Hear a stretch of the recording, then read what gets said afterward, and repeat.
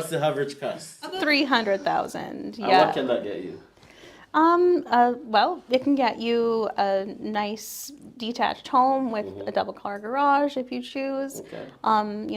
4 bedrooms, 2 bathrooms, about 1,200 square feet. Big up to all the people in Toronto and Vancouver. Yeah.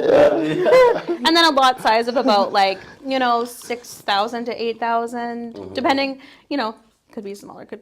I gotcha. So it could be a little bit more, or a little bit less. I understand. Yeah. Is the housing market very active right now? Is there a lot of houses for sale? A lot of houses on the market right now? So it's a very unique time in real estate for Grande Prairie. We're about 50% less inventory than we have been in the past couple of years. So there's lots of buyers out there, not very much things to buy, which is, it's kind